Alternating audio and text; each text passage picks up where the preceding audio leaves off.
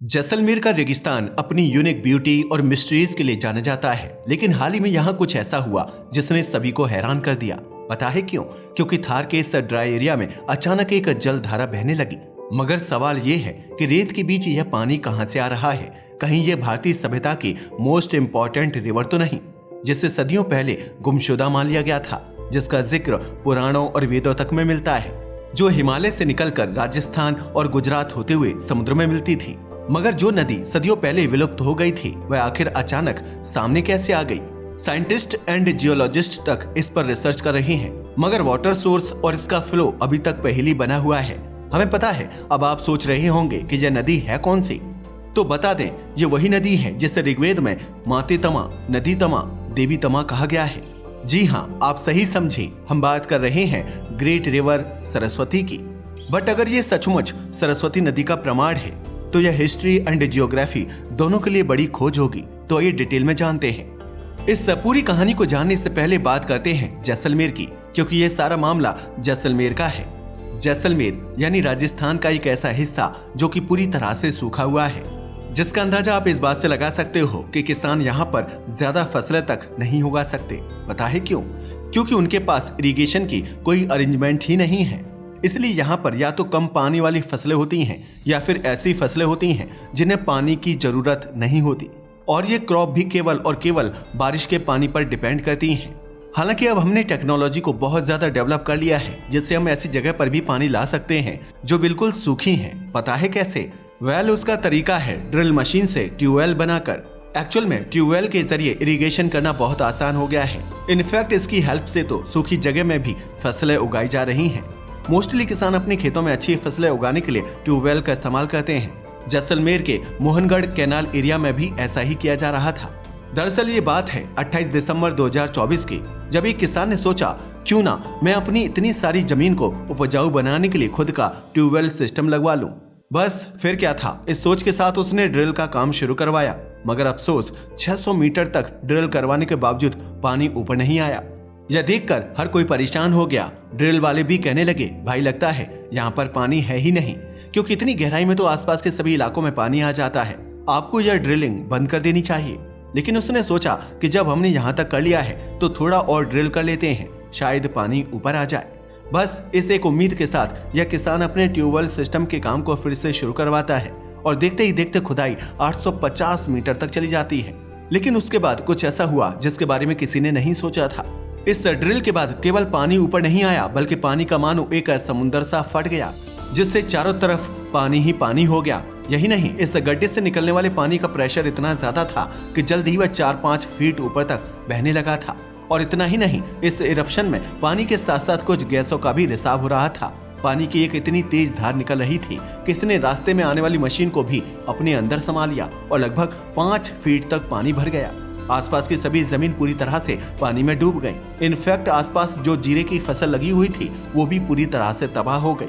खुदाई के दौरान निकलने वाले इस पानी के प्रोसेस यह कोई घंटे या एक दिन के लिए नहीं था, बल्कि यह लगातार 3 दिनों तक ऐसे ही निकलता रहा। बताया जा रहा है कि 48 घंटे तक तो इसकी स्पीड भी कम नहीं हुई थी। इसके बाद यह धीमा धीमा होकर रुकना शुरू हुआ।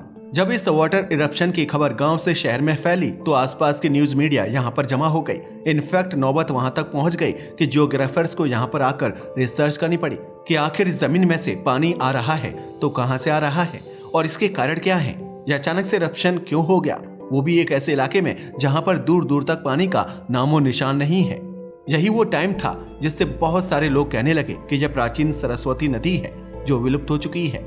मगर जियोग्राफर्स ने जब यहाँ पर आकर रिसर्च की तो ही इसके पीछे का सही कारण हमें पता चल पाया है, जबकि उससे पहले गांव के कुछ लोग इस घटना को एक अजूबा मान रहे थे। तो वहीं हिस्टोरियंस इसे एंशिएंट रिवर सरस्वती का पानी बता रहा था। जितने लोग उतनी ही तरह तरह की बातें इसके बारे में बनने लगी। वैसे यहाँ पर हम कहना चाहेंगे कि सरस्वती रिवर के बारे में बात करना वाकई लॉजिकल है। पता है क्यों? क्योंकि एंशिएंट टाइम में यह नदी राजस्थान में बहती थी।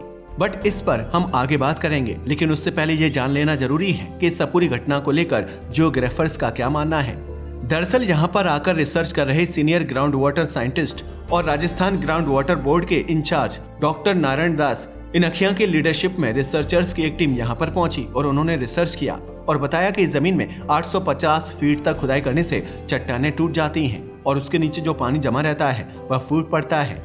ये क्ले की चट्टानें हैं जिनके ऊपर की परत काफी मजबूत होती है, लेकिन जैसे ही यह परत टूट जाती है तो पानी बहुत ही हाई इंटेंसिटी के साथ जमीन पर आने लगता है। वैसे आज लोग भले ही राजस्थान में होने वाली इस घटना से हैरान और परेशान हैं, लेकिन यह पहली बार नहीं है कि किसी ड्राइड जोन में इस तरह से वाटर फाउंटेन्स के रूप में निकल पड़ा है। इनखिया जी का कहना है कि आज से 15 साल पहले नाचना के जालूवाला में भी इस तरह की ही घटना हुई थी। तब भी ड्रिलिंग के दौरान पानी हाई इंटेंसिटी के साथ बाहर आया था। हालांकि इसके बारे में भी काफी रिसर्च की गई थी। तब पता लगाया गया था कि यह चट्टानों के टूटने से भी होता है। आज से लगभग 4 डिके पहले ही इस तरह की सेम इंसिडेंट पर रिसर्च की जा चुकी है। दरअसल Central Arid Zone Research Institute काजरी के 2 senior scientist doctor Vinod Shankar और डॉक्टर सुरेश कुमार ने 1982 में इस तरह की घटना को कवर करके एक रिसर्च पेपर बनाया था, जिसमें मोहनगढ़ इलाके में अर्थ वाटर लेवल काफी कम पाया गया।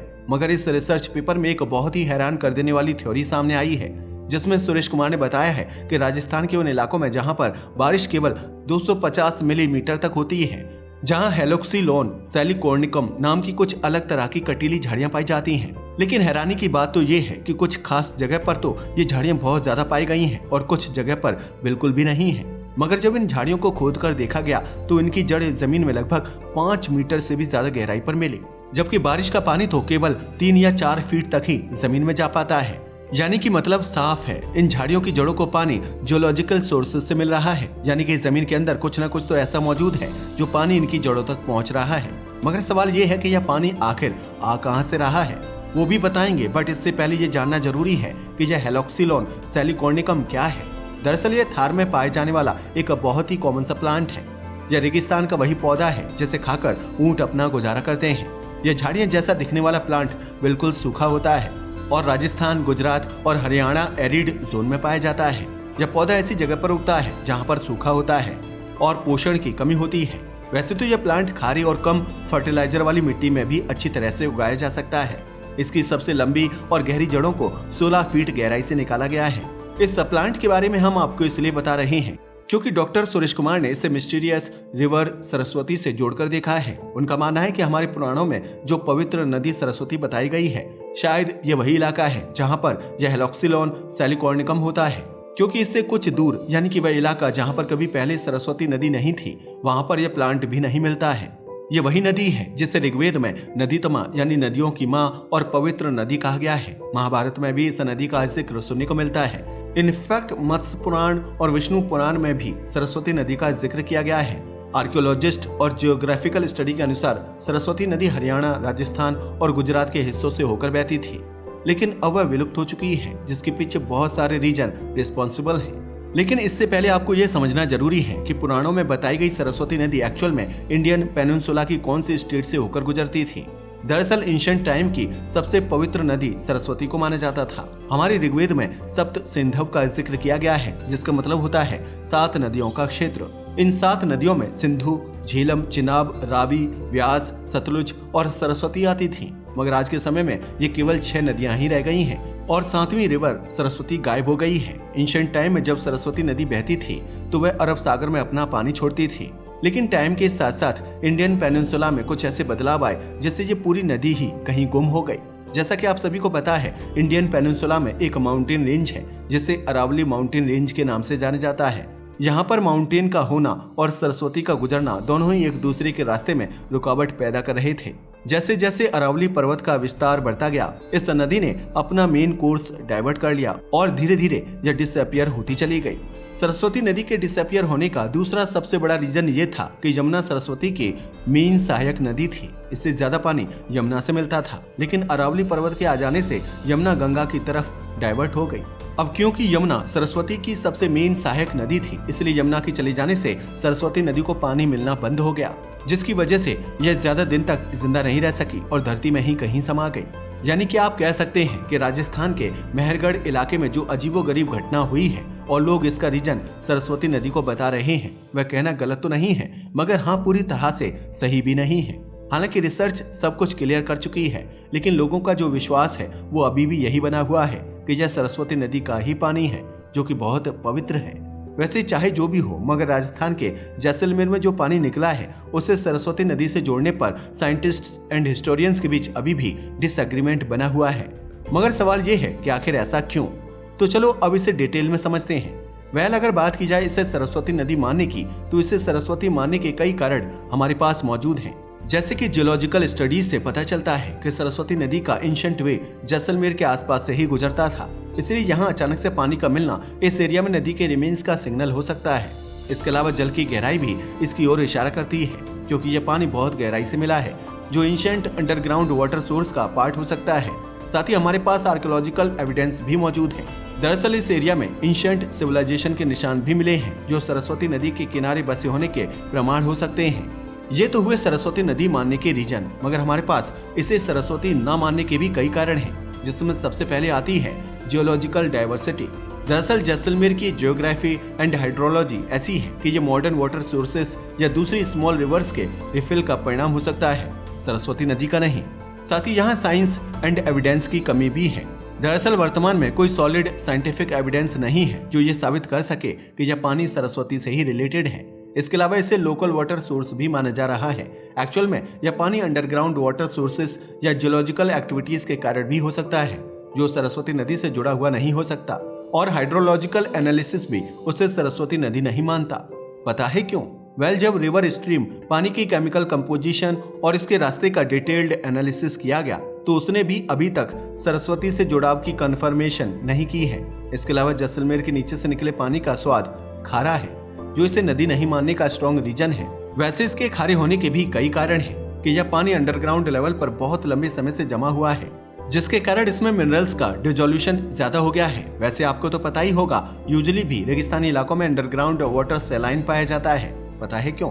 वेल, ऐसा इसलिए क्योंकि लॉन्ग टर्म कलेक्शन होता रहता है। एक्चुअली पानी के लंबे समय तक अंडरग्राउंड रहने के कारण मिनरल्स एंड साल्ट्स घुलकर उसकी क्वालिटी को सैलाइन बना देते हैं। साथ ही रेगिस्तानी मिट्टी भी इसके लिए रिस्पॉन्सिबल है।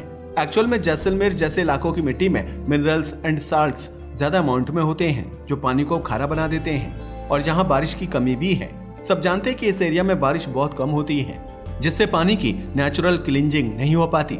इसलिए यह खारा पानी सरस्वती नदी का नहीं हो सकता, क्योंकि सरस्वती को पवित्र और मीठे पानी की नदी माना जाता था।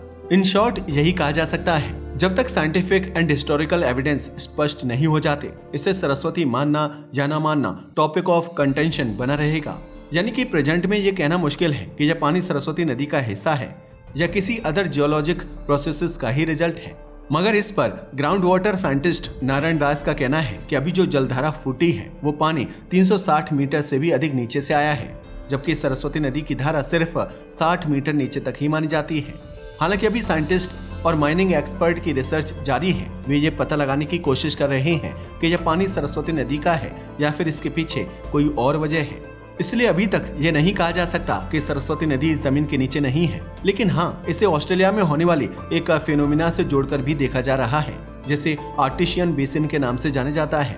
आर्टिशियन बेसिन की बात की जाए तो आर्टिशियन बेसिन एक जियोलॉजिकल स्ट्रक्चर है, जहाँ रॉक्स की परतों के बीच पानी दबाव में जमा होता है। इसे समझने के लिए पहले ये जानना जरूरी है कि जमीन के नीचे कई लेयर्स होती हैं, जिसमें कुछ हार्ड होती हैं तो कुछ इम्परमिएबल जो पानी को नीचे जाने से रोकती हैं, और कुछ पोरस होती हैं जो पानी को वहीं सोख सकती हैं। अब आप सोच रहे होंगे कि जमीन में लेयर्स के नीचे आखिर पानी आता कहां से है। तो बता दें कि जब बारिश होती है या फिर बर्फ पिघलती है तो यह पानी धीरे धीरे रिस कर रॉक्स के नीचे जमा होना शुरू हो जाता है। जैसे ही पानी पोरस लेयर्स में जमा होने के लिए इम्परमिएबल लेयर्स के बीच फंसता है तो यह पहाड़ या फिर ऊंचे इलाकों से नीचे वाले एरिया की तरफ बहने की कोशिश करता है। लेकिन जब तक इस पानी पर कोई एक्सट्रीम लेवल का प्रेशर नहीं लगाया जाता, यह अपनी जगह से मूव नहीं कर पाता। इसलिए ऑस्ट्रेलिया में इस तरह के पानी को निकालने के लिए ड्रिल की हेल्प से कुआं खोदा जाता है, जो यह नेचुरली बिना पंप के ऊपर की ओर बहने लगता है। यह प्रोसेस प्रेशर और ग्रेविटी के कारण होती है। ऑस्ट्रेलिया का ग्रेट आर्टिशियन बेसिन इसका सबसे बड़ा एग्जाम्पल है। इस मेथड से निकला पानी उन एरियाज में बहुत यूजफुल होता है जहाँ पर सरफेस पर वाटर है ही नहीं, जैसे कि डेजर्ट एरिया। सिंपल वर्ड्स में कहें तो आर्टिशियन बेसिन ऐसा नेचुरल वाटर सोर्सेस है जो जियोलॉजिकल प्रेशर के कारण खुद पानी निकालने की क्षमता रखता है। अब अगर इस फिनोमिना को राजस्थान के मोहनगढ़ नहर क्षेत्र से होने वाली फिनोमिना से रिलेट करके देखें तो यह 100% सटीक बैठता है, क्योंकि वहां पर भी ड्रिल की जा रही थी। हो सकता है कि उसके नीचे आर्टिशियन बेसिन हो, जिस पर प्रेशर पड़ने की वजह से पानी बाहर आ गया है। वैसे आपका इसके बारे में क्या मानना है? क्या वाकई इस पानी के नीचे छुपा राज आर्टिशियन बेसिन है, या फिर इस जमीन के नीचे आज भी सरस्वती नदी मौजूद है? हमें अपनी राय कमेंट करके जरूर बताइएगा। साथ ही अगर आपको हमारी वीडियो पसंद आई है तो इसे लाइक करके हमारे चैनल को सब्सक्राइब करना ना भूलें। धन्यवाद।